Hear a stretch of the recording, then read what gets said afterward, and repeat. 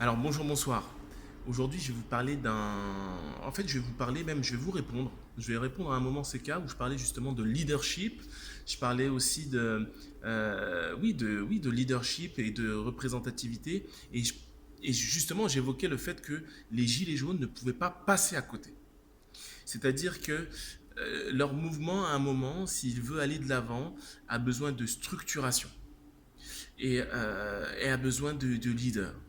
Et j'ai reçu beaucoup de messages en personnel où on m'expliquait pas mal de choses et que je pouvais comprendre. Mais c'est pas parce que on veut réformer tout un système que l'on ne doit pas.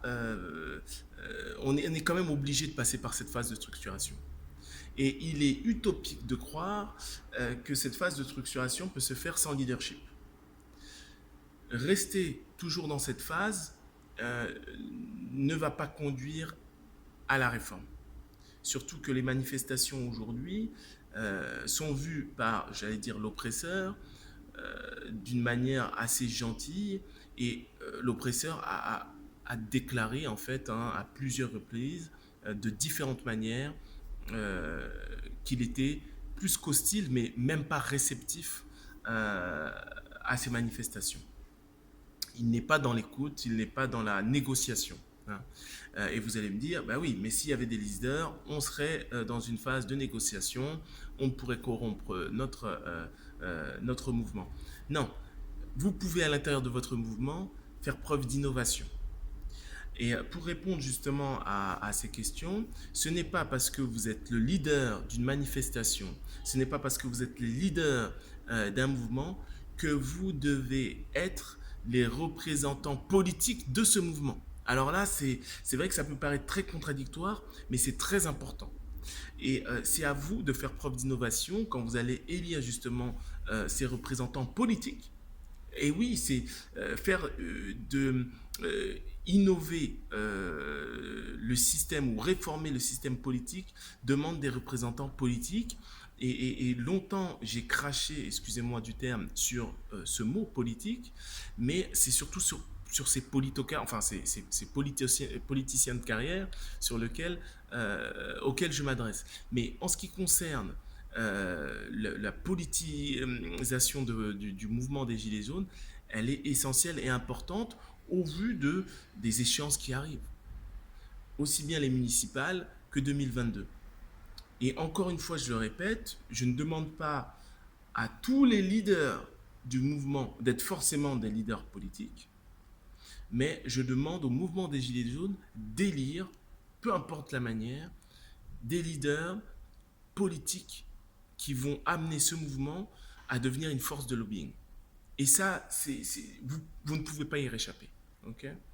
Et donc, je ne sais pas, organiser justement des élections, comment dire, des élections citoyennes, mais ne croyez pas. Et je vous assure, hein, j'ai beau avoir tourné ça 100 000 fois dans ma tête, euh, je ne vois pas, je ne vois pas comment, sans ce type de leadership, euh, vous pourrez répondre en tout cas à l'oppresseur.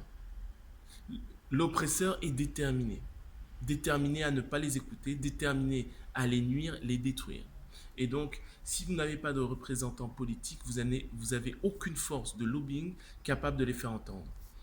Sachant que l'autre force dont j'ai déjà parlé, c'est votre force en tant que communauté euh, à savoir contrôler votre consommation. Donc ça, j'en ai parlé grâce à des initiatives dont je suis, dont je suis à l'initiation, mais pas tout seul aujourd'hui. Ce sont des initiatives solidaires et responsables. J'invite tous les gilets jaunes à nous suivre. Consommer en fonction de vos valeurs. Ça, c'est une première chose. Et ensuite, il faut structurer le mouvement. Avoir des représentants politiques intègres, forts, et j'allais dire compétents. Vous allez me dire, mais quelles sont les compétences nécessaires à la politique? J'estime qu'il n'en a pas beaucoup de compétences à avoir, mais si on veut faire de la politique différemment, euh, on doit s'approcher de l'excellence, c'est-à-dire amener des gens, quand on veut parler de droit, qui sont spécialistes en droit. amener des gens spécialistes en écologie quand on doit parler d'écologie, de finance quand on doit parler de finance. C'est des petites logiques qu'on a perdues finalement, cette notion, ce sens de l'expertise. Et, et ben, j'espère que ces élections jaunes se dérouleront bien et seront efficaces. Je sais que ça fait peur. Je sais que vous ne voulez pas entacher la pureté de ce mouvement. Mais à un moment, il faut savoir pivoter, il faut savoir aller de l'avant, savoir prendre des risques pour avoir ce qu'on veut avoir, c'est-à-dire le changement.